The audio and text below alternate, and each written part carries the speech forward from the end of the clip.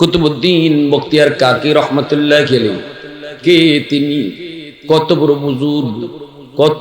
বড় বুজুর্গ ছিলেন, যিনি মৌতের আগে ওসিয়ত করেছিলেন, আমার মৃত্যুর পর এমন একজন মানুষকে দিয়ে তোমরা জানাজা পড়াবা যিনি কয়েকটা আমলের অধিকারী। এক নাম্বার হলো জীবনে কোনোদিন তার মসজিদে জামাত তরক হয় নাই। দুই নাম্বার হলো ওই মানুষটা জীবনে কোনোদিন আসরের সুন্নত নামাজ তরক করে নাই। তিন নাম্বার হলো যে মানুষটা জীবনে কোনোদিন তাহাজ্জুদের নামাজ কাজা করে নাই। যে মানুষটা জীবনে কোনোদিন বেগানা নারীর দিকে নজর দেয় নাই। এমন একটা মানুষ পাইলে তাকে দিয়ে জানাজা পড়াইও, যদি না পাও জানাজা সারা আমাকে দাফন দিও। আল্লাহু আকবার। এমন চারটা গুণ, জীবনে কোনোদিন মসজিদের জামাত তরক হয় নাই। যদি আমি এই মজলিসে একজন মানুষও তালাশ করি, কেউ দাঁড়ানোর সাহস নাই না। দুই নম্বর গুণটা ছিল জীবনে আসরের 4 রাকাত সুন্নত নামাজ যার তরক হয় নাই। আসরের 4 রাকাত সুন্নত হইল সুন্নতে গায়রে মুআক্কাদা, সুন্নতে জায়েদা, পড়লে সওয়াব না পড়লে গুনাহ নাই। কিন্তু হাদিসে অনেক অনেক সওয়াবের ঘোষণা। এজন্য এই সুন্নত নামাজটার অনেক দাম। আমরা তো পড়িই না, না পড়লে গুনাহ নাই যেহেতু, এজন্য পড়ি না। জোহরের 4 রাকাতটা পড়ি কারণ এটা মুআক্কাদা, না পড়লে গুনাহ হবে। কিন্তু আসরের সুন্নত তো আমরা না পড়লে গুনাহ নাই যেহেতু পড়ি না। কিন্তু উনি শর্ত লাগাই গেছে জোহরের সুন্নতের না, আসরের সুন্নত যেটা না পড়লে গুনাহ নাই, এই সুন্নতটাও জীবনে কোনোদিন সে সারে নাই। 3 নাম্বার হলো জীবনে কোনোদিন তাহাজ্জুদের নামাজ তার মিস হয় নাই। তাহাজ্জুদের নামাজ কোন টাইমে পড়ে? আসরের আগে না জোহরের পরে? কি হবে? তাহাজ্জুদের নামাজ শেষ সাথে পড়ে, ঠিক না? ফজরের আগে এই টাইম পর্যন্ত, এই টাইমে যে তাহাজ্জুদ পড়তো, সারা জীবন তাহাজ্জুদ পড়ছে এমন একজন মানুষ আবার জীবনে কোনোদিন ইচ্ছা করে কোনো বেগানা নারীর দিকে নজর দেয় নাই। আল্লাহর ওলির ইন্তেকাল হয়ে গেল, হাজারো হাজারো নয়, শুধু লক্ষ মানুষের সমাগম। জানাজার নামাজ পড়ার জন্য সবাই হাজির। বিশাল বড় ময়দান। ঘোষণা করে দেওয়া হলো, আসুনি এমন কেউ থাকলে তাড়াতাড়ি এসে জানাজা পড়াও। হুজুর মরণের আগে ওসিয়ত করে গেছেন, এমন কোন মানুষ থাকলে তাকে দিয়ে জানাজা পড়াবা। যদি না পাওয়া যায় তাহলে জানাজা ছাড়াই আমাকে দাফন করবা। তাহলে বোঝা গেল আল্লাহর ওলি তিনি দুনিয়ায় থাকতেই জানতেন এমন একজন মানুষ অবশ্যই আছে। এলান করে দেওয়া হলো, লক্ষ মানুষের ভিতরে কারো সাহস নাই, কেউ দাঁড়াইবার সাহস নাই। এমন 4টা আমল কার জীবনে আছে? কেউ তো দাঁড়ায় না। বারবার মাইকিং করা হয়, এলান করা হয়, তাড়াতাড়ি করে আপনি আসেন। কি আপনি কোথায় বসে আছেন? অবশ্যই আপনি জানাজার নামাজে হাজির হয়েছেন। হুজুর যেহেতু বলছেন অবশ্যই আপনি আছেন। কেউ জানে না, না জানলেও হুজুর জানেন, বিদায় তিনি আপনার কথা বলেছেন। কোথায়? আপনি তাড়াতাড়ি আসেন, জানাজা এসে পড়ান। হাজারো হাজার উলামায়ে কেরাম মজলিসে উপস্থিত, কিন্তু কেউ সাহস করে না। এমন 4টা আমল কার আছে? কেউ সাহস করে না জানাজা পড়ানোর, কেউ তো দাঁড়ায় না। এই অবস্থায় এলান করে দেওয়া হলো, তাহলে জানাজা ছাড়াই হুজুরকে এখন দাফন করা হবে। যেই মাত্র এই ঘোষণা হয়, হঠাৎ করে একজন মানুষ লক্ষ মানুষের ভিতর থেকে আস্তে করে রুমালটা দিয়ে মুখটা ডাইকা দাঁড়াইয়া সোজা জানাজার দিকে, লাশের দিকে আসতেছে। কে সেই মানুষ? তিনি কোন আলেম নন, তিনি কোন আলেম নন। তিনি কে? অবাক হবেন, অবাক। আমরা মনে করি কোন সরকারের পদে বসলে পরে খালি চুরি আর ডাকাতি শিখতে হয়, সরকারি পদে বইসেও আল্লাহর ওলি হওয়া যায়। এই যুগে আমাদের এটা মাথায় আসে না, ঠিক না? আমরা মনে করি যে যত বড় সরকারি চেয়ারে বইছে হে তত বড় ডাকাইত হইছে, কিন্তু ওই যুগে তিনি কে? দিল্লির সুলতান, দিল্লির সুলতান যার নাম ছিল শামসুদ্দিন আলতামাস রহমতুল্লাহি আলাইহি। আল্লাহু আকবার। দ্বীনের নবী, মায়ার নবী বলেন, উম্মতের দল, দুনিয়াতে তোমার সন্তান আগমন করে আল্লাহর ওলি হইয়া। সমস্ত সন্তান মার গর্ভ থেকে দুনিয়ায় যখন আসে, মঈনুদ্দিন চিশতির মতো, আব্দুল কাদের জিলানীর মতো এমন ওলি হইয়া নবীজি বলেন দুনিয়াতে আগমন করে। এরপরে তার বুজুর্গি নষ্ট হয় কেমন করে, তার বিলায়ত নষ্ট হয় কেমন করে, তার মারিফত নষ্ট হয় কেমন করে। আল্লাহর নবী বলেন, উম্মতের দল, তার মা বাবার ভুল সিদ্ধান্তের কারণে, বাপ মা এই কথা ভুলে যাওয়ার কারণে আল্লাহর পক্ষ থেকে সন্তান আমানত। অতএব আল্লাহর মর্জি মতো সন্তানকে লেখাপড়া করাইতে হবে, আল্লাহর মর্জি মতো সন্তানকে খাওয়া পড়া করাইতে হবে। এই কথাটা বাপ মা ভুলে যাওয়ার কারণে নবীজি বলেন বহু সন্তান পথভ্রষ্ট হবে, বেনামাজি হবে, মদকুর হবে, গাঞ্জাকুর হবে, সন্তান ইহুদি হবে, নাসারা হবে, মুশরিক হবে। নবীজি বলেন এটা সন্তানের দোষে নয়, মা বাবার ভুল সিদ্ধান্তের কারণে।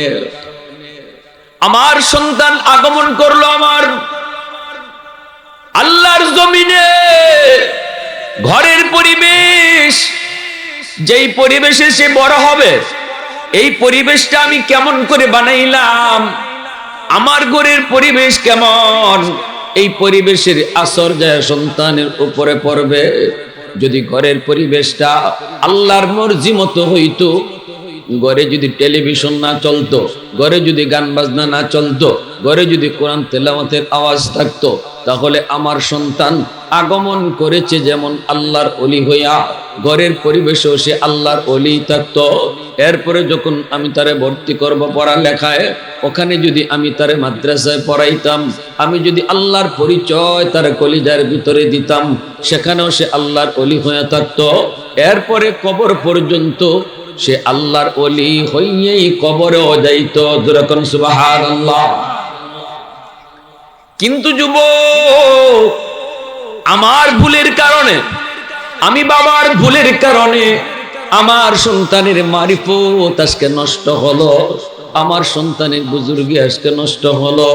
কারণ সন্তান ঘরের পরিবেশ দেখতেছে, মায় গান শুনে, দেখতেছে মায় বেপরদায় চলে, দেখতেছে বাবায় টেলিভিশন দেখে, দেখতেছে মায়ের নামাজ পড়ে না, দেখতেছে ঘরের ভিতরে নামাজের পরিবেশ নাই, কোরআন তেলাওয়াতের আওয়াজ হয় না। যার কারণে আমার সন্তান আসছিল মঈনুদ্দিন চিশতির মতো ওলি হইয়া, এই উবিলায়ত, এই বুজুর্গিয়ার মারিফত নষ্ট করলাম আমি মা, আমি বাবা। কানে তার আওয়াজ যাওয়ার কথা কোরআন তেলাওয়াতের, কিন্তু না, আমি তার কানে আওয়াজ পৌঁছাইলাম গানের আওয়াজ, ঠিক কিনা?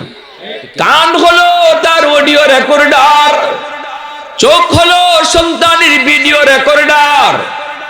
যদিও অবুঝ শিশু, দুধের বাচ্চা, আমি মনে করি বুঝে না, বুঝে না, কিন্তু নবীর হাদিস বলে দুধের বাচ্চাও সবকিছু বুঝে।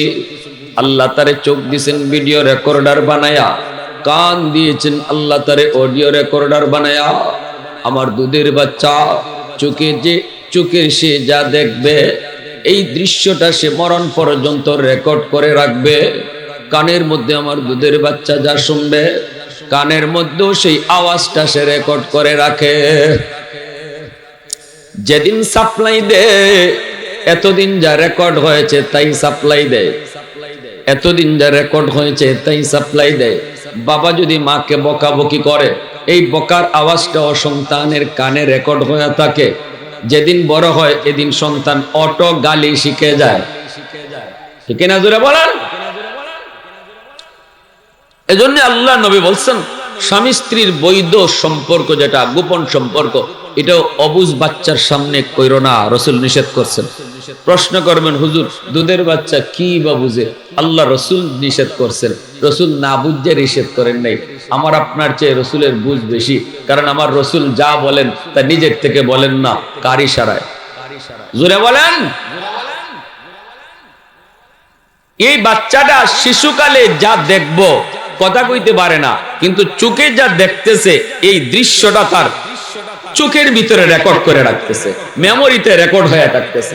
আর যেদিন সে সাপ্লাই দিবে, এতদিন যা রেকর্ড করবে ওটাই সাপ্লাই দিবে। টেপের মধ্যে যদি আপনি গান রেকর্ড করেন, টেপ বাজাইলে গানই বাজবে। টেপে যদি আপনি কোরআন তেলাওয়াত রেকর্ড করেন, টেপ বাজাইলে তিলাওয়াতই বাজবে, ঠিক না?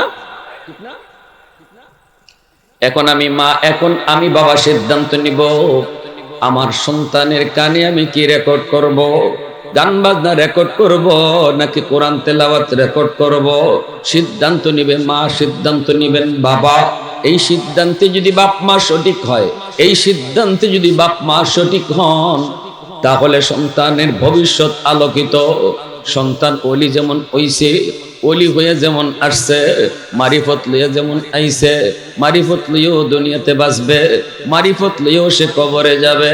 আর যদি মা বাবা ভুল সিদ্ধান্ত এই ব্যাপারে নাও, তাহলে সন্তান আসছিল ওলি হইয়া, জাহান্নামী বানাইলাম আমি মা বাবা। তাহলে তো সন্তান আল্লাহর কাছে মার বিরুদ্ধে মামলা দিবেই।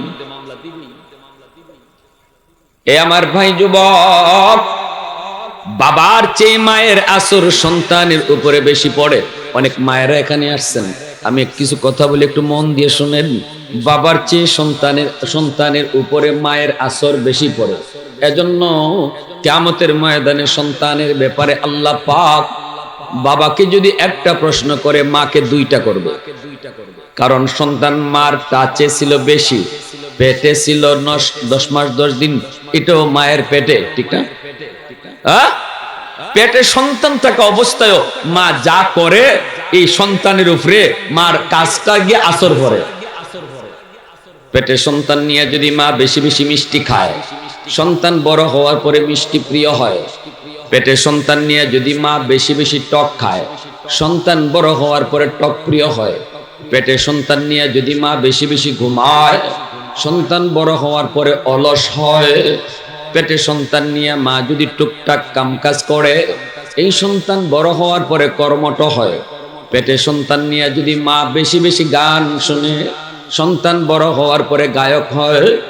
পেটে সন্তান নিয়ে যদি মা বেশি বেশি করে কোরআন তেলাওয়াত করেন, এই সন্তান অল্প দিনে হাফেজে কোরআন হয়। পেটে সন্তান নিয়ে যদি মা বেপরদায় চলে, সন্তান ব্রেন ঢিলা হয়। আর পেটে সন্তান নিয়ে যদি মা পর্দায় থাকে, এই সন্তান বড় হওয়ার পরে মেধাবী হয়। অতএব মা, কিয়ামতের ময়দানে আল্লাহ তোমাকে প্রশ্ন করবে সন্তানের ব্যাপারে বেশি। এরপরে সন্তান দুনিয়াতে আগমন করলো, দুধ খাইলো, তাও মায়ের দুধ খাইলো, মাকে কাছে পাইলো। যতদিন দুধ খাইলো ততদিন মার সাথেই থাকলো। তারপরে ঘরের পরিবেশে সন্তান যতদিন থাকে ততদিন মাকেও বেশি পায়, মাকে বেশি দেখে। বাবা তো ঘরের বাহিরে থাকে। অতএব যেই শিশুকালটা সন্তানের জীবনের ফাউন্ডেশন, যেই শিশুকালটা সন্তানের জীবনের ফাউন্ডেশন, এই ফাউন্ডেশনের বয়সটা সন্তান বাবার চেয়ে মাকে বেশি পায়, বেশি দেখে। সন্তানের দিল দেমা, এই আমি তো পিজে যেতেছি, কি ব্যাপার?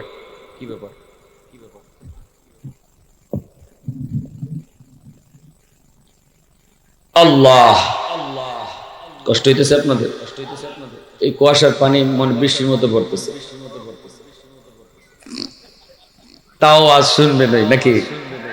আলহামদুলিল্লাহ, এটা জুসের সাথে আইছে, এটা জুসের সাথে আইছে। দেখো, কুয়াশার পানি বড় কার জ্বর তুফান হোক, হুজুর ওয়াজ শুনবো।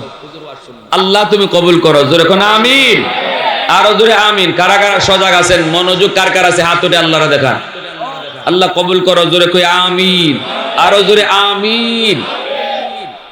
আল্লাহ, ভাইয়ের আমার, দুধ খাওয়ানোর সময় যদি মা, দুধ খাওয়ানোর সময় মা সতর্ক, দুধের বাচ্চাটা মা যদি ওই সময়ে দুধের বাচ্চার সামনে টেলিভিশন দেখে, তাহলে ওই টেলিভিশনের চিত্রটা দুধের সাথে যায় ঢুকতেছে।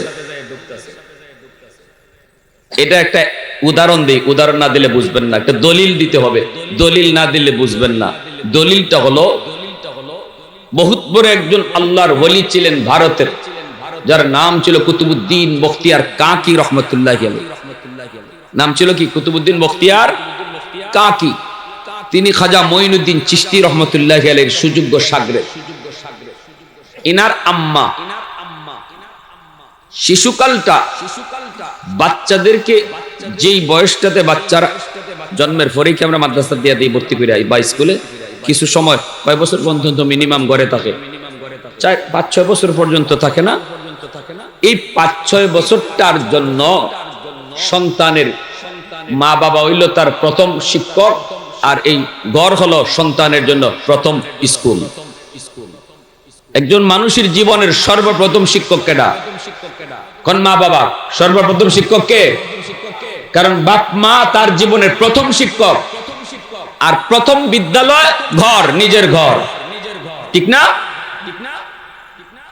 প্রথম শিক্ষকের কাছ থেকে প্রথম বিদ্যালয়ে মানুষ যা দেখে, যা শিখে, এটা মরণ পর্যন্ত ইয়াদ থাকে। এটার আসর বেশি হয়, কারণ শিশুদের দিল দেমাগ কাদামাটির মতো। এই সময় কাদামাটিতে আপনি যা খুশি তা লিখতে পারবেন, মাটি শক্ত হয়ে গেলে লিখতে চাইলেও লেখা যায় না। এই শিশুকালটাতে বাচ্চারা যা শিখে, যা দেখে, যা বুঝে, এটা পাথরে খুদাই করে তার কলিজায় আর তার দেমাগে ঢুকাই দেওয়া হয়। স্কুল কলেজ ভার্সিটিতে গেলেও এই সন্তান শিশুকালে মার কাছ থেকে, বাবার কাছ থেকে যা শিখছিল, এটা কোনোদিন ভুলবে না। এজন্য আল্লাহর পরিচয়, আমার নবীর পরিচয়, জান্নাতের পরিচয়, জাহান্নামের পরিচয়, এগুলা শিশুকালে মার দায়িত্ব সন্তানকে বোঝানো। আল্লাহ, রসুল, জান্নাত, জাহান্নাম, বাবা এটা করলে আল্লাহ খুশি হয়, এইভাবে চললে আল্লাহ খুশি হয়, ডান হাতে খাও, এতে আল্লাহ খুশি হয়। বাচ্চাটা দেখবেন কইব, আম্মা আল্লাহ খুশি হইলে কি হয়? আল্লাহ কেডা? প্রথম প্রশ্নটাই করবে বাচ্চা, আম্মু আল্লাহকে। তখনই আপনি কইতেইব, আল্লাহ ইনি যিনি তোমাকে আমাকে সমস্ত কায়নাতকে যিনি বানাইছেন। এই কথাটা তার দিলে ঢুকতেছে, তার দেমাগে ঢুকতেছে। আমার আল্লাহর পরিচয় কম কথায় মা শিখাইয়া দিচ্ছেন আল্লাহর পরিচয়টা। তখনই কইব, আম্মু আল্লাহ খুশি হলে কি হয়? বাচ্চারা প্রশ্ন বারবার করে, ঠিক না? আল্লাহ খুশি হইলে কি হয়? আপনি কইলেন, বাবা আল্লাহ খুশি হলে আল্লাহ জান্নাত দেয়। বাচ্চাটার দেমাগের মধ্যে জান্নাত ঢুকলো, জান্নাত নামটা তার দেমাগে শিশুকালে আপনি ঢুকাই দিলেন। এইবার বাচ্চাটা প্রশ্ন করবো, আম্মু জান্নাতে গেলে কি হয়? বলে, জান্নাতে আল্লাহ সুখ, শান্তি, আরাম, আয়েশ রাখছে আজীবনের জন্য। ওই জান্নাতে মরণ নাই, যে জান্নাতে যাইব আজীবন সে সুখ শান্তি পাইব। ওই কথাগুলো এইভাবে ঢুকাইলে। সালাম কালাম তারে শিখান, কালেমা তারে শিখান, ঘুমের দোয়া তারে শিখান, খাওয়ানোর দোয়া তারে শিখান। এইভাবে তারে সন্তান যেই বয়সটাতে সে মার কাছে থাকবে, বাবার কাছে থাকবে, ঘরের পরিবেশ, এখনো স্কুলে বা মাদ্রাসায় ভর্তি করার টাইম হয় নাই, ওই সময়টাতে যা শেখানোর তা আপনি তারে শিখান। আজও আমার মনে পড়ে, যুবক, আজও মনে পড়ে, আমার বয়স হয়তো এরকমই, হয়তো বা এরকম 6-7 বছর, স্কুলে হয়তো 3-তে না 4-এ জানি পরিমাণ নাই। আব্বার পাশে আব্বার একজন বন্ধু আমাদের বাসায় আসলেন, রুমে বৈশা বৈশা গল্প করেন। আমি ছোট্ট মানুষ, আব্বার কাছে গেলাম, যাই আব্বার কাছে যাই ঘেঁষাঘেঁষি করি। ছোট ছোট বাচ্চারা বাবার কাছে আইসেই এরকম ভাবে শরীর লাগায় লাগায় ঘষাঘষি করে। কি করেন? আব্বা আমারে কইতেছেন, আব্বু সালাম দিলা না? তো আমি সাথে সাথে বলতেছি, আসসালামু আলাইকুম। আমার আঙ্কেল যিনি, ইনি কিন্তু হাসিয়ে দিছে, ইনি হাসিয়া বলতেছে, ওয়ালাইকুম আসসালাম, বাবা তুমি বেঁচে থাকো। কিন্তু আমার আব্বা বলতেছেন, না তোমার এই সালাম আমি নিব না। আব্বা বলতেছেন সালাম নিব না, তুমি রুম থেকে বের হও। অথচ আমার আব্বা একজন জেনারেল শিক্ষিত, ইংরেজি শিক্ষিত মানুষ, সরকারি হাসপাতালের ডাক্তার ছিলেন, রিটায়ার্ড এখন। বলতেছি তুমি বের হও, রুম থেকে বের হও, বের হইয়া রুমে ঢুকার সময় আবার সালাম দিয়ে ঢুকো, রুমে ঢুকতে সালাম দিয়ে ঢুকো। তো না, আমার আঙ্কেল কিন্তু বারবার বলতেছিল, ভাই ছোট মানুষ বুঝে না, বাদ দিয়ে দেন, সালাম তো দিছেই। আব্বা তখন বলছিলেন, ভাই আমি যদি এখন ওর সালামটা আমি গ্রহণ করি, সারা জীবন মনে থাকবে না, তাকে সারা জীবন যদি মনে রাখাইতে হয়, রুম থেকে বের করতে হবে, আবার সালাম দিয়ে রুমে ঢুকাইতে হবে। সেই কাজটা করার কারণে আজ 30 বছর পরেও আমার শিশুকালের সেই কথাটা আজও মনে আছে। বাবা হওয়া সহজ, যুবক, আদর্শ বাবা হওয়া কঠিন, মা হওয়া সহজ, আদর্শ একজন মা হওয়া কঠিন। ঠিক কিনা জোরে কন? খাজা কুতুবউদ্দিন বখতিয়ার কাকি রহমতুল্লাহ আলাইহির মা নিজের থেকে যা শিখাইবার শিখাইছেন, এরপরে তাকে নিয়ে চললেন মাদ্রাসায়, উস্তাদের কাছে। কারণ আমার সন্তানের প্রথম লেখাপড়া শুরু হবে আল্লাহর পরিচয় দিয়া। যেই পড়ালেখার ভিতরে আল্লাহর পরিচয় নাই, নবীর পরিচয় নাই, আখিরাতের ফিকির নাই, কবরের আলোচনা নাই, ওই পড়ালেখা করার দ্বারাও সে মানুষ হয় না। আখিরাতের ফিকির, আখিরাতের চিন্তা, আখিরাতের জীবন, আল্লাহর কাছে জবাবদিহিতামূলক শিক্ষা যেই শিক্ষার মধ্যে নাই, এই শিক্ষায় কোনোদিন মানুষ হয় না। এই শিক্ষা কি হয় না? আখিরাতে জবাবদিহিতা নাই, যা পাও তা খাও, যা মন চায় তা করো। এই শিক্ষায় একজন মানুষ যত বড় শিক্ষিত হইব, তত বড় ডাকাইত হইব। 20,000 টাকার লোভে পড়া ডাক্তার কয় নরমাল ডেলিভারি কেসের রোগীরে কয় সিজার করতে হবে। আপনাদের এরকম কি ঘটনা নজরে পড়ে না? ডাক্তার ভালো করে জানে নরমাল ডেলিভারি হবে, বাচ্চার পজিশন ভালো, কিন্তু বিল কম হবে। সিজার যদি করে 20,000 টাকা 30,000 টাকা বিল আসবে। এই বিলটার কারণে যেই ডাক্তার রিপোর্ট দিল সিজার না করলে মাও মারা যাবে, বাচ্চাও মারা যাবে, জীবনের জন্য সুস্থ একজন মহিলাকে অপারেশন করে অসুস্থ বানাইলো, এই ডাক্তারকে ডাক্তার বলবেন না ডাকাত বলবেন? আপনারা বলেন জোরে কোন? কেন এই চিন্তা? কারণ ওই যে আল্লাহর কাছে জবাবদিহিতামূলক শিক্ষা তার কলিজায় নাই। ঠিক কি না? এ জীবন জীবন নয়, মরণের পরের জীবনটাই আসল জীবন, এবং ওই জীবনে আমার এ জীবনের সব কাজের হিসাব পাই টু পাই দিতে হবে। এই শিক্ষাটা আপনার সন্তানের কলিজায় শিশুকালে ঢুকাইয়া দেন, এরপরে ডাক্তার বানান, আপত্তি নাই আমাদের। আমরা বলবো না সব মুফতি সাহেব হয়ে যাক, সব যদি মুফতি মুহাদ্দিস হয় এদেশে ডাক্তার ইঞ্জিনিয়ার হবে কে? কিন্তু আমাদের প্রশ্ন একটা, আমাদের কথা এক জায়গায়, সন্তানের কলিজায় আগে আল্লাহর পরিচয় ঢুকাও, আখিরাতে জবাবদিহিতার শিক্ষা তার কলিজায় ঢুকায় ডাক্তার বানাও, ডাক্তারই হবে, ডাকাত হবে না। আর যদি এই শিক্ষা তার কলিজায় না ঢুকাইয়া ডাক্তার বানাও, মানুষ হবে না, ইঞ্জিনিয়ার বানাও, মানুষ হবে না, রড না দিয়া বাঁশ ঢুকাইয়া দেবে। কষ্ট পাইতেছেন আপনারা? মুসলমানের সন্তানের লেখাপড়া শুরু হবে মাদ্রাসা দিয়া, যেই পড়ার মধ্যে আমার এবং আল্লাহর কাছে জবাব দেওয়ার শিক্ষা যেই শিক্ষার মধ্যে রয়েছে, ওই শিক্ষা শিখাইয়া তারে স্কুল কলেজ ভার্সিটিতে দাও। 5 বছর নুরানি মাদ্রাসায় পড়াও। আজকে নুরানি মাদ্রাসাগুলোতে অঙ্ক ইংরেজির স্কুলের সমমানে রাখা হয়েছে মাদ্রাসায়। আপনাদের দিকে খেয়াল করে যে আপনাদের বাচ্চারা যারা আপনারা ডাক্তার ইঞ্জিনিয়ার প্রফেসর বানাবেন, উকিল ব্যারিস্টার বানাবেন, পাইলট বানাবেন, বানান, অসুবিধা নেই, কিন্তু সে তো মুসলমানের বাচ্চা। আগে তারা মুসলমানই শিখান, আগে তারা আল্লাহর পরিচয় শিখান, আগে তারা আখিরাতের ফিকির কলিজায় ঢুকান, এরপরে তারে আপনি ওই লাইনে দেন। দেখবেন মার সাথে বেয়াদবি করবে না, বাবার সাথে বেয়াদবি করবে না, আজীবন বাপ মার সেবা করেই যাবে। কারণ শিশুকালে তার কলিজায় আমার নবীর ইতিহাস, আমার নবীর আদর্শ, আমার নবীর সিফত তার কলিজায় ঢুকিয়ে দেওয়া হয়েছে। প্রশ্ন আমাদের এই জায়গায়, কেন আমার সন্তান কেন আমার সন্তান ডাক্তার হইও আজকে মাকে বৃদ্ধাশ্রমে দিবে? কেন আজকে আমার সন্তান এত বড় শিক্ষিত হওয়ার পরেও বাবাকে বৃদ্ধাশ্রমে দিবে?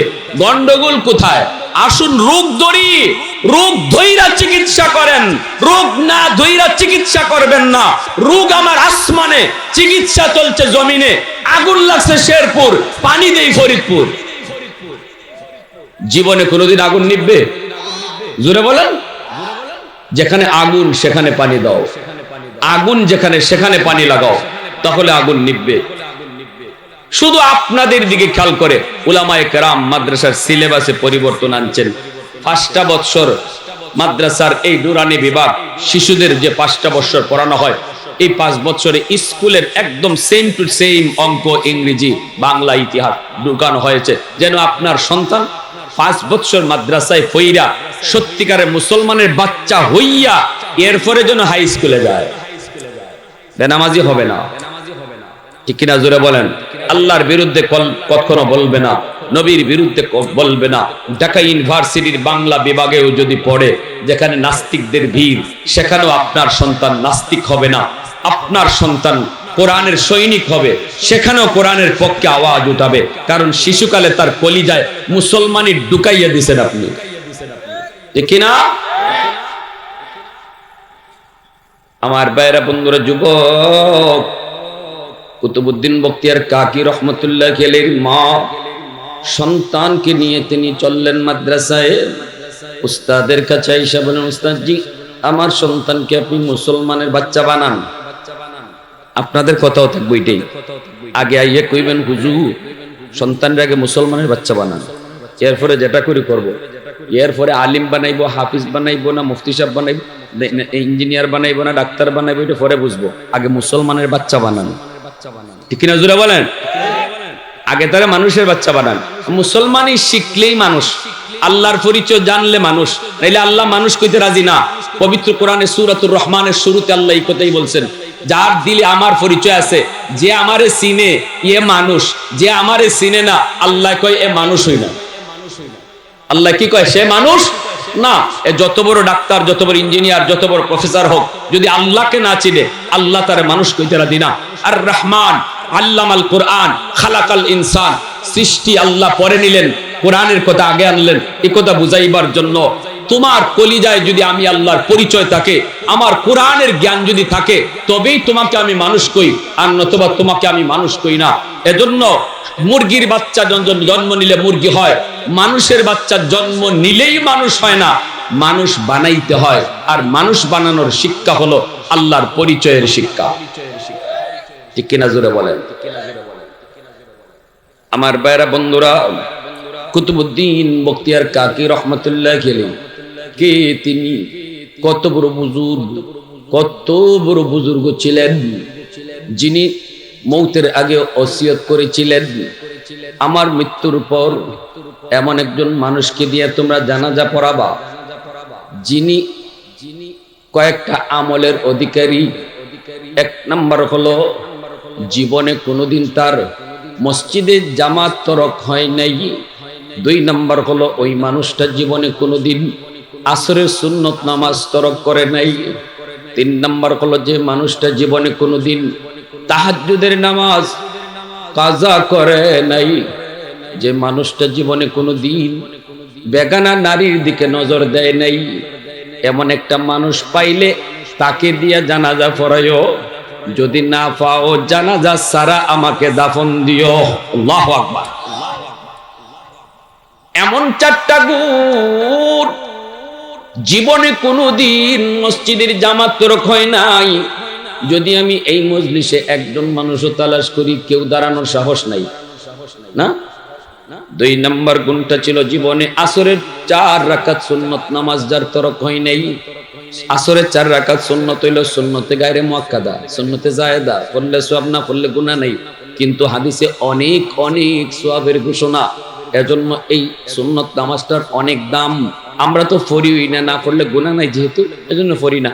জোহরের 4 রাকাতটা পড়ি, কারণ এটা মুআক্কাদা, না পড়লে গুনাহ হবে। কিন্তু আসরের সুন্নত তো আমরা না পড়লে গুনাহ নাই যেহেতু পড়ি না। কিন্তু উনি শর্ত লাগাই গেছে, জোহরের সুন্নতের না, আসরের সুন্নত যেটা না পড়লে গুনাহ নাই, ঈদ সুন্নতটাও জীবনে কোনোদিন সে সারে নাই।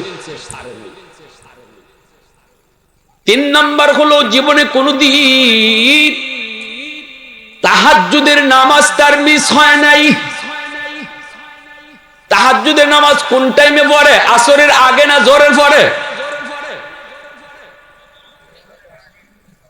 কি হবে? তাহাজ্জুদের নামাজ শেষ সাথে পড়ে, ঠিক না? ফজরের আগে এই টাইম পর্যন্ত, টাইমে যে তাহাজ্জুদ পড়তো, সারা জীবন তাহাজ্জুদ পড়ছে এমন একজন মানুষ আবার জীবনে কোনোদিন ইচ্ছা করে কোনো বেগানা নারীর দিকে নজর দেয় নাই। এরকম মনে হয় আমরা সবাই এখানে এমনই আছি, বেগানা নারীর দিকে ইচ্ছা করে নজর দেয় না এই যুগে মিলানি। এজন্য হাকিম আক্তার সাহেব রাহিমাহুল্লাহ তিনি বলছেন, এই ফিতনার যুগে এতগুলো আমল লাগতো না, শুধু একটা আমলের গ্যারান্টি যদি কেউ দেয়, যদি একটা আমলের গ্যারান্টি আমাকে কেউ দেয়, আমিও তার গ্যারান্টি দিয়ে একটা পুরস্কারের কথা বলবো।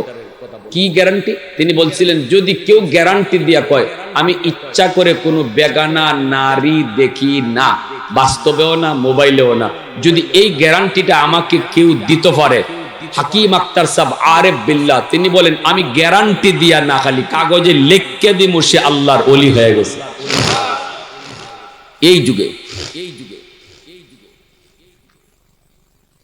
আল্লাহর ওলির ইন্তেকাল হয়ে গেল, হাজারো হাজারো নয়, শুধু লক্ষ মানুষের সমাগম, জানাজার নামাজ পড়ার জন্য সবাই হাজির। বিশাল বড় ময়দান, ঘোষণা করে দেওয়া হলো, আসুনি এমন কেউ থাকলে তাড়াতাড়ি এসে জানাজা পড়াও। হুজুর মরণের আগে ওসিয়ত করে গেছেন, এমন কোন মানুষ থাকলে তাকে দিয়ে জানাজা পড়াবা। যদি না পাওয়া যায় তাহলে জানাজা ছাড়াই আমাকে দাফন করবা। তাহলে বোঝা গেল আল্লাহর ওলি তিনি দুনিয়ায় থাকতেই জানতেন এমন একজন মানুষ অবশ্যই আছে, ঠিক না? নাইলে এই কথা কেন কইতেন যে তাহলে আমারে জানাজা ছাড়াই দাফন দিলাই? ভাই, জানাজা ছাড়া দাফন কেউ হয় নাকি? হ্যাঁ, উনি কইছে যদি নাওই পাও জানাজা ছাড়া দিবা। তাহলে বোঝা গেল আল্লাহর ওলি তিনি জানতেন আর উনি জানতো, দুনিয়ার আর কেউ না জানলো, এরা দুইজনে জানাজানে ছিল। এক ওলি আর এক ওলির খবর জানে, মানিকে মানিক চিনে, রতনে রতন চিনে, ঠিক কিনা ভাই? প্রশংসা করবো কার? আওয়াজ দিয়া বলো কার? ওয়াহদাত কি হিফাজত নেহি বেকুওতে বাজু, वहदत की हिफाजत नहीं बेकुवत बाजू, आती नहीं कुछ कमी अक्ल खुदादार, आती नहीं कुछ कमी अक्ल खुदादार। ऐ मर्द खुदा तुझको कुव्वत नहीं हासिल, जा बैठ किसी गार में अल्लाह का कर याद, ये सच ही कि बातिल की तरफदार नहीं हम, गद्दार न समझो हमें गद्दार नहीं हम, फूलों की तरह नरम मिजाज अपना है नज़र, हम तीर नहीं नेज़ा व तलवार नहीं हम तीर नहीं नेज़ा व तलवार नहीं हम। मुसलमाনের আওয়াজে কও আল্লাহু আকবার। হয় নাই আরো জোরে আল্লাহু আকবার। এলান করে দেওয়া হলো, লক্ষ মানুষের ভিতরে কারো সাহস নাই, কেউ দাঁড়াইবার সাহস নাই, এমন 4টা আমল কার জীবনে আছে, কেউ তো দাঁড়ায় না। বারবার মাইকিং করা হয়, এলান করা হয়, তাড়াতাড়ি করে আপনি আসেন। কি আপনি কোথায় বসে আছেন? অবশ্যই আপনি জানাজার নামাজে হাজির হয়েছেন, হুজুর যেহেতু বলছেন অবশ্যই আপনি আছেন। কেউ জানে না, না জানলেও হুজুর জানেন, বিদায় তিনি আপনার কথা বলেছেন। কোথায় আপনি তাড়াতাড়ি আসেন, জানাজা এসে পড়ান। হাজারো হাজার উলামায়ে কেরাম মজলিসে উপস্থিত, কিন্তু কেউ সাহস করে না। এমন 4টা আমল কার আছে, কেউ সাহস করে না জানাজা পড়ানোর, কেউ তো দাঁড়ায় না। এই অবস্থায় এলান করে দেওয়া হলো, তাহলে জানাজা ছাড়াই হুজুরকে এখন দাফন করা হবে। যেই মাত্র এই ঘোষণা হয়, হঠাৎ করে একজন মানুষ লক্ষ মানুষের ভিতর থেকে আস্তে করে রুমালটা দিয়ে মুখটা ডাইকা দাঁড়াইয়া সোজা জানাজার দিকে, লাশের দিকে আসতেছে। আল্লাহু আকবার, জোরে কইবেন না? আর একটু জোরে কোন আল্লাহু আকবার। লক্ষ মানুষ তাকায় রইল, কিন্তু মুখ দেখে না কেউ। রুমাল দিয়া মুখটারে ঢাইকা লাশটার দিকে আসতেছে জানাজা পড়ানোর জন্য। সামনে আসলো আইসে আল্লাহর ওয়ালি কুতুবউদ্দিন বখতিয়ার কাকি রহমতুল্লাহি আলাইহি। ওনার চেহারার উপর থেকে কাফনের কাপড়টা সরাইলো, সরাইয়া লোকটা তার চেহারাটা খুললো। চেহারাটা কইলা তাকায়া কয়, ও আল্লাহর ওয়ালি, ও আল্লাহর ওয়ালি, কেন আপনি এই শর্ত লাগায় গেলেন? আমি তো চাইছিলাম আমার এই আমল যেন আল্লাহ ছাড়া কেউ না জানে। আমি তো চাইছিলাম আমার এই আমল আল্লাহ ছাড়া কেউ যেন না জানে। আপনি কেন এই শর্ত লাগায় গেলেন? আপনি জানতেন আর আমি জানতাম। আমিও তো আপনার কিছু গোপন আমল জানি। আমি তো কোনোদিন আপনার গোপন আমল কারো কাছে প্রকাশ করি নাই। বিনিময়টা আপনি তো আপনার আমলের আল্লাহর কাছ থেকে 100 বুঝা নিয়ে নিবেন, কিন্তু আমার আমলটা আপনি কেন প্রকাশ করলেন? আমি তো বিনিময়টা শুধু আল্লাহর কাছে চাইছি। আল্লাহু আকবার। আমি তো আমার গোপন আমলের বিনিময় শুধু আল্লাহর কাছ থেকে শুধু চাইছিলাম। আপনি কেন এটা প্রকাশ করলেন? এই বইলেই কয় জানাজা দাঁড়াও। জানাজা রেডি হয়ে গেল, তিনি জানাজার নামাজ পড়ে ফেলছেন। আর বলছিলেন এতটুকুই, যদি এক বিন্দু পরিমাণ আমি আল্লাহর কাছে পুরস্কার কম পাই, এজন্য আমি কিয়ামতের মাঠে আপনাকে আল্লাহর সামনে দায়ী করব। সুবহানাল্লাহ, জোরে কর। তালিবে মৌলা হো মেরে ইশকে নিরালা, मैं तालिबे मौला हूँ मेरे इश्क़े निराला, है जुमला जहाँ जिनकी तजल्ली से उजाला, है जुमला जहाँ जिनकी तजल्ली से उजाला, मादरुद जहाँ गैर खुदा यार नदारम, जुज़ याद खुदा ही चिदिगुर कार नदारम, जुज़ याद खुदा ही चिदिगुर कार नदारम। মুসলমানের আওয়াজ এখন আল্লাহু আকবার। বাইরে এবার আপনাদের জানার ইচ্ছা হয় কি হয় না, এই লোকটা কেডা? কার কার হয়? একটু হাতটা উঠে আল্লাহরে দেখো। আল্লাহ তুমি কবুল করো, জোরে কোন আমিন। কে সেই মানুষ? তিনি কোন আলেম নন, তিনি কোন আলেম নন। তিনি কে? অবাক হবেন, অবাক। আমরা মনে করি কোন সরকারের পদে বসলে পরে খালি চুরি আর ডাকাতি শিখতে হয়, সরকারি পদে বইসেও আল্লাহর ওলি হওয়া যায়। এই যুগে আমাদের এটা মাথায় আসে না, ঠিক না? আমরা মনে করি যে যত বড় সরকারের চেয়ারে বইছে হে তত বড় ডাকাইত হইছে। কিন্তু ওই যুগে তিনি কে?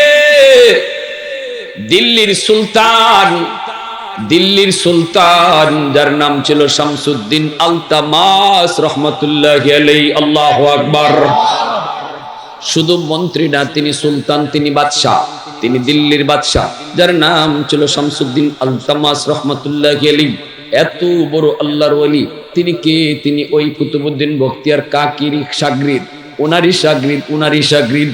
ওনার কাছ থেকেই তিনি আল্লাহকে চিনছেন, এনার কাছ থেকেই তিনি মারিফত নিয়েছেন। এজন্য পীরি পিসাব ছাত্ররে ভালো করে চিনত। তিনি বুঝতেছেন আমার ছাত্র এমনই, আমার শাগরিদ এমনই।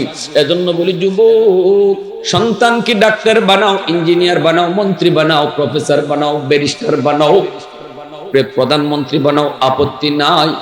কিন্তু শামসুদ্দিন আলতামাস তিনি প্রধানমন্ত্রী হয়েও যদি এত বড় আল্লাহর ওলি হতে পারলেন, আমার আপনার সন্তানও পারবে না কেন? কথা শুধু একটাই, মা বাবা একটু বুঝো, সন্তান আল্লাহর পক্ষ থেকে আমার কাছে আমানত।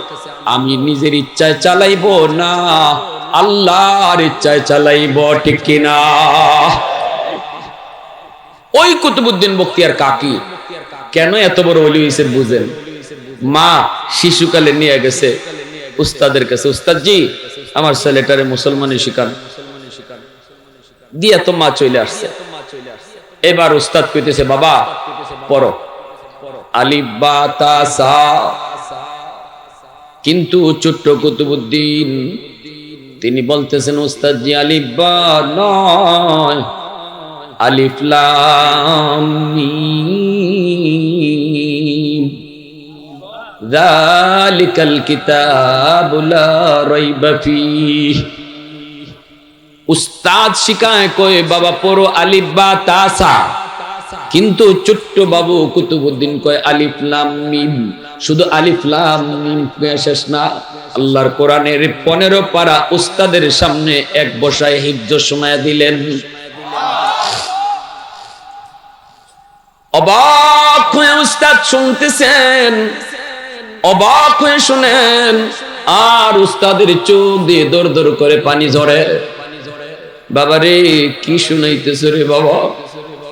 মা কইল আলিফ বা শিখাইমু, আর তুমি কিনা আমাকে আলিফ লাম শিখাও। বাবা পর আরো পর, আল্লাহু আকবার। বাবা পর আরো পর, আরো শোনাও। এইভাবে 15 পারা হিফজ শুনে দিছেন। উস্তাদ অবাক হয়ে বলতেছে বাবা চল। কুলে নিছেন, বুকে নিছেন, কপালে চুমু খায় কয় আম্মুর কাছে চলো। কেন তোমার আম্মু এমন মজাক করলো, কেন ঠাট্টা করলো? তুমি 15 পারার হাফিজ, অথচ তোমার মা আমাকে বলল আলিফ বা তা সা শিখামু। চলো মায়ের কাছে চলো। পর্দার আড়াল থেকে ডাক দিয়ে কয় মা কেন তুমি মজাক করলা, ঠাট্টা করলা কেন? মা কই উস্তাদ জি কি হয়েছে? কয় তুমি বলেছ উস্তাদে কয় আলিফ বা তা সা শিখামু, কিন্তু না তোমার ছেলে তো আলিফ বা পড়ে নাই, সে তো আলিফ লাম মিম কইয়া কোরআনের 15 পারা শোনাইছে। মা চিৎকার দিয়ে আল্লাহু আকবার কইয়া জমিনে সাজদায় পড়ে গেছে। মা আল্লাহু আকবার কইয়া জমিনে সাজদায় পড়ে কান্না করে আর কই উস্তাদ জি খোদার কসম, খোদার কসম আমি মা নিজেও জানি না, আমি মা নিজেও জানি না আমার কুতুবউদ্দিন কেমন করে 15 পারার হাফিজ হয়েছে। তবে যদ্দূর মনে পড়ে আমি মা ছিলাম 15 পারার হাফেজা। আমি আমার কুতুবউদ্দিনকে যখনই দুধ খাওয়াইতাম, কখনো অজু ছাড়া আমি দুধ পান করাই নেই। আমি মা মনে পড়ে যখনই দুধ পান করাইতাম তখনই কোরআন তেলাওয়াত করতাম, মনে হয় দুধের সাথে তিলাওয়াত ঢুকছে। আল্লাহু আকবার, জোরে কোন আল্লাহু আকবার। ও আমার মা, দিলটা নরম করে কথাগুলি বুঝো, একটু বুঝো গো মা। দুধের সাথে মায় তিলাওয়াত করলে যদি তিলাওয়াত দুধের সাথে যায় ঢুকে, মা যদি সন্তানকে দুধ পান করানোর সময় টেলিভিশন দেখে গান শুনে, তাহলে গানের আওয়াজটাও দুধের সাথে ঢুকতে পারে কি পারে না? এজন্যই নবী বলেছেন মা বাবা সতর্ক হও, সন্তানকে নিজের মর্জি মতো চালাও না, মর্জি মতো শিখাও না, তারে তুমি আল্লাহর মর্জি মতো চালাও। হারাম খানা কখনো খাওয়াইয়া বড় কইরো না।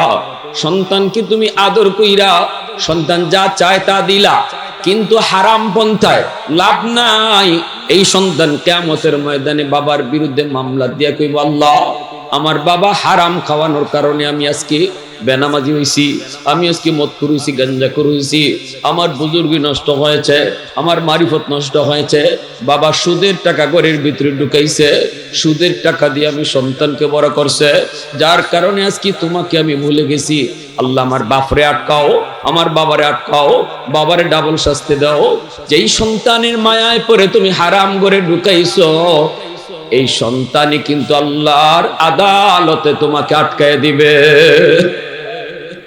ইয়াউমা ইয়াফিরুল মারউ মিন আখিহি ওয়া উম্মিহি ওয়া আবিহি ওয়া সাহিবাতিহি ওয়া বানিহি। কিয়ামতের ময়দানের চিত্রটা আল্লাহ পাক এই 3 কথায় 4 কথায় আল্লাহ বুঝায় দিবেন বান্দারে, আদরের বউটা তোর বউ থাকবে না, বউটাও হাসরের মাঠে তোর দুশ্মন হয়ে যাবে। আদরের মা মা থাকবে না, দুশ্মন হয়ে যাবে। আদরের ভাইটা ভাই থাকবে না, দুশ্মন হয়ে যাবে। কলিজার টুকরা সন্তান আর কলিজার টুকরা থাকবে না, হাসরের মাঠে তোমার দুশ্মন হয়ে যাবে। কিভাবে তুমি বাবারে আটকাইয়া নিজে বাঁচতে পারে? এজন্য বাপের ঘাড়ে সব দোষ দিবে, মার ঘাড়ে সব দোষ দিবে। এজন্য বলি যুবক, কখনো কখনো বোকামি করবা না, কখনো বোকামি করবা না। উলামায়ে কেরাম যা বলে নিজের থেকে কিছু বলে না, যা বলে যা শোনায়, আমার রসুল যা কইছে, আমার আল্লাহ যা কইছে তাই বলে তাই শোনায়। ঠিক কিনা জোরে কোন? কেউ মানে কেউ মানে না, কেউ মানে কেউ মানে না। আলেম উলামারা কয় ভাই গাড়ি ভুল করেছ, ঢাকায় যাবা তুমি কিন্তু গাড়িতে উঠছো তুমি মানিকগঞ্জের, ভাই এটা ভুল গাড়ি, গাড়ি থেকে নামো। উলামায়ে কেরামের দায়িত্ব হলো এলান করে দেওয়া, ওমা আলাইনা ইল্লাল বালাগ, আমাদের দায়িত্ব হলো পৌঁছে দেওয়া। ভুল গাড়িতে বসছো এই নিউজটা তোমার কানে পৌঁছে দেওয়া। বাকি গাড়ি থেকে কে নামবে, কে গাড়ি পাল্টাবে, এটা আলেমের দায়িত্ব না, এটা আল্লাহ বুঝবেন, এটা আল্লাহ বুঝবেন। উলামায়ে কেরামের দায়িত্ব গাড়ি থেকে টাইন্না নামানো নয়। উলামায়ে কেরামকে এই দায়িত্ব আল্লাহ দেয় নাই। কইবাই ভুল গাড়ি, এরপরে সিট থেকে টাইন্না গাড়ি থেকে নামাইবা, এই দায়িত্ব আল্লাহ উলামায়ে কেরামকে দেন নাই, নবীকেও এই দায়িত্ব আল্লাহ দেন নাই। নবীরও দায়িত্ব ছিল লাস্তা আলাইহিম বিমুসাইতির, নবী গো আপনি দারোগা নন, আপনাকে লাঠি দিয়ে আমি পাঠাইছি না। উম্মতকে বুঝাইবেন এভাবে চললে আমি খুশি, এভাবে চললে আমি আল্লাহ নারাজ, এই কথা বুঝাই দেওয়া তোমার দায়িত্ব। লাঠি হাতে নেওয়া তোমার দায়িত্ব না। কে মানবে কি মানবে না সেটা আমি আল্লাহ বুঝবো, ঠিক না?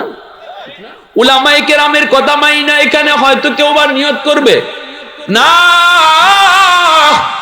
ভুল গাড়ি থেকে নামবো, সঠিক গাড়িতে উঠবো, সে তো সফল, সে সার্থক।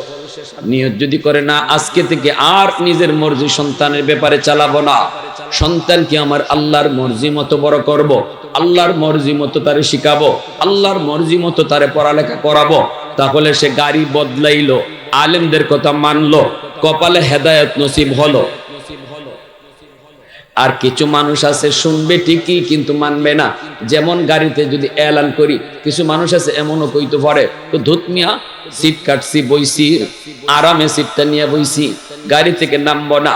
গাড়ি ভুল হলে হোক, নিয়ত আমার ঢাকা, গাড়ি এখন যেদিকে খুশি ওই দিকে যাক, নিয়ত আমার ঢাকা। নিয়ত যদি খালি ঢাকায় রাখে গাড়ি, এই গাড়ি কোনোদিন ঢাকায় যাইব? কোনদিন। আমরা এখানে যারা বসছি সবার নিয়ত জান্নাতে যাওয়ার, ঠিক না? কিন্তু অবশ্যই আমরা নিয়ত জান্নাতের, কিন্তু অনেকেই গাড়ি উঠে বইয়ে রয়েছি জাহান্নামের, অনেকেই আমরা জাহান্নামের গাড়ির প্যাসেঞ্জার। এখন আমরা যারা দূর থেকে আসে আলেম ওলামা, আইয়া এতক্ষণ 1 ঘন্টা বুঝাই খালি কইছি ভাই গাড়ি বদলাও, নিয়ত তোমার জান্নাত, গাড়িতে বসছো জাহান্নামের, গাড়ি বদলাও। মাহফিল থেকে কিছু মানুষ যাবে নিয়তটা পুরাপুরি গাড়ি বদলাইয়া, আর কিছু মানুষ মনে করবে এখান দিয়ে ওয়াজ শুনছে, এখান দিয়ে বের করছে, সব কথা কি আর মানলে ফারা যাইব? তার মানে হে বইছে যে বইছেই নিয়ত তার জান্নাত হইল, জাহান্নামের গাড়ি বদলাইতো না, ঠিক না? নিয়ত তার ঢাকা, কিন্তু মানিকগঞ্জের গাড়ি বদলাবে না। কপাল খারাপ, ঠিক কিনা জোরে বলে আল্লাহ। আর যদি কিছু মানসিক কথা কয়, হুজুর বুঝলাম তো হুজুর, আলহামদুলিল্লাহ আপনি যে কথা কইছেন, সন্তানের লেখাপড়া শুরু হইব মাদ্রাসা দিয়া, সন্তানের লেখাপড়া শুরু হইব আল্লাহর পরিচয় দিয়া, যে পড়ায় আল্লাহর পরিচয় আছে এটাই পড়া। এর জন্যই তো আমার রাসূল জিবরাইল যখন কইছিল নবী গো আপনি পড়েন ইকরা, নবী কয় কের পড়া? জানি না আমি পড়া। জিবরাইল কয় পড়েন, নবী কয় না পড়বো না, পড়া জানি না। জিবরাইল কয় নবী গো পড়েন, নবী কয় কের পড়া? কিন্তু জিবরাইল যখনই কয় ইকরা বিসমি রাব্বিকাল্লাযী খালাক, পড়েন আপনার রবের নামে, তখনই আমার রাসূল হাসিয়া কয় হ্যাঁ এবার পড়তে পারি, কারণ আমার রবের নামে যেই পড়া এটাই পড়ালেখা। আল্লাহু আকবার। জিবরাইল যখন খালি প্রথমে বলতে বলছেন ইকরা, পড়েন পড়েন পড়েন, রাসূল তো পড়েন না। আমার আল্লাহর নাম স্যার আবার কের পড়া, আমার আল্লাহর পরিচয় স্যার আবার এটা কিসের পড়া? না আমি পড়া রসুল পড়বো না। 3 বারের পরে যখন জিব্রাইল কইছে আল্লাহর নামে পড়েন, তখন রসুল পড়া শুরু করছে। প্যারে হাজিরিন, হাত জোর করে বলবো, অনুরোধ করে বলবো, রোগ আমাদের যে জায়গায়, এখানে ঔষধ দেন। সন্তান নিয়ত করেন, যে যাই বানান বড় হওয়ার পরে, কিন্তু পড়ালেখা শুরু হবে আমার আল্লাহর পরিচয় দিয়া। 5 বছর নুরানি মাদ্রাসায় পড়াইবেন, স্কুলে 5 বছর পড়াইবেন, প্রাইমারিতে কি শিখবো?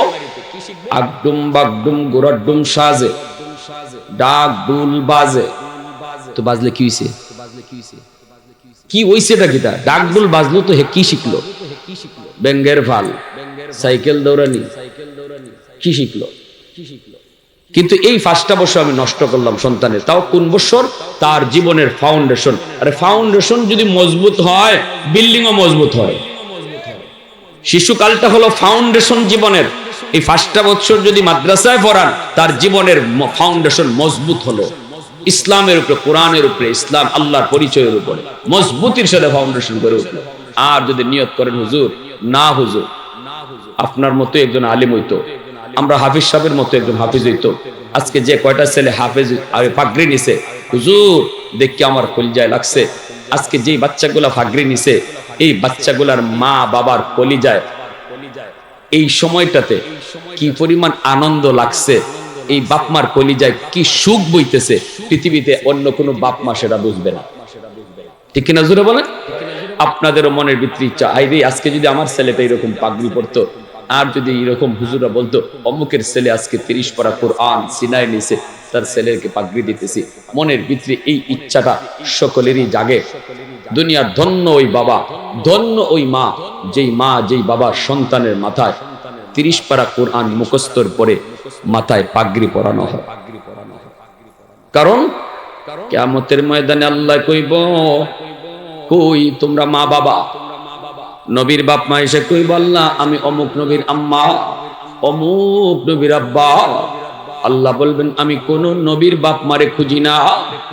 সাথে সাথে একজন হাফেজের বাবা, হাফেজে কোরআনের মা, একজন আলেমের বাবা, আলেমের মা এসে কইব, আল্লাহ আমি অমুক হাফেজে কোরআনের মা, অমুক আলেমের বাবা। আল্লাহ হাসুরবাসীর সামনে আল্লাহ তখন এলান করবেন, আমি তো তোমাদেরকেই খুঁজতেছি। মান কারা আল কুরআন ওয়া আমিলা বিমা ফিহি উলবিসা ওয়ালিদাহু তাজান ইয়াউমাল কিয়ামাহ। আল্লাহ নিজের হাতে হাফেজ সাহেবের আব্বা আম্মার মাথায় পাগড়ি আল্লাহ নিজের হাতে পরাইয়া দিবেন। সুবহানাল্লাহ জোরে বলেন। সন্তানের মাথায় পাগড়ি পরাইলাম আমরা, কিন্তু বাপ মার মাথায় পাগড়ি পরাইবেন আল্লাহ। কেন? কারণ বাপ মা বহু কোরবানি করছে, সমাজের সাথে বহু যুদ্ধ করছে। সমাজের মানুষে কইছে মাদ্রাসা দিও না, দিও না, সার্টিফিকেট নাই, চাকরি নাই, চলবো কেমনে, খাইবো কেমনে, বউ ফালবো কি কইরা, কত কথা। 100টা বাচ্চার মধ্যে 99টা বাচ্চা স্কুল কলেজের দিকে গেছে, আর তুমি বাবা শুধু আমি আল্লাহকে খুশি করার জন্য বাচ্চাটারে নিয়ে মাদ্রাসার দিকে আইসো, মানুষের কোনো কথা কানে দিছো না। আরে আমার সন্তান কেমনে চলবে, কেমনে খাইবে আমার আল্লাহ বুঝবে। কারণ মানুষ আসার আগেই আল্লাহ রিজিক দুনিয়াত পাঠাইছে। এই ইয়াকিন নিয়ে তুমি বাচ্চাটারে নিয়ে মাদ্রাসায় আইসো, সমাজের মানুষের সাথে যুদ্ধ কইরা ওই দিনই আমি আল্লাহ তুমি বাবার উপর খুশি হইয়া, তুমি মার উপর খুশি হইয়া তোমাদের জন্য নিজ হাতে পাগড়ি বানায়া রাখছি। কারা কারা নিয়ত আছে আল্লাহর হাতে পাগড়ি পরার? একটু হাত উঠিয়ে দেখেন। আল্লাহর হাতে পাগড়ি পরার নিয়ত কার কার আছে? মাশাআল্লাহ। আল্লাহ তুমি কবুল করো। সবাই বলেন আমিন, আরো জোরে বলেন আমিন।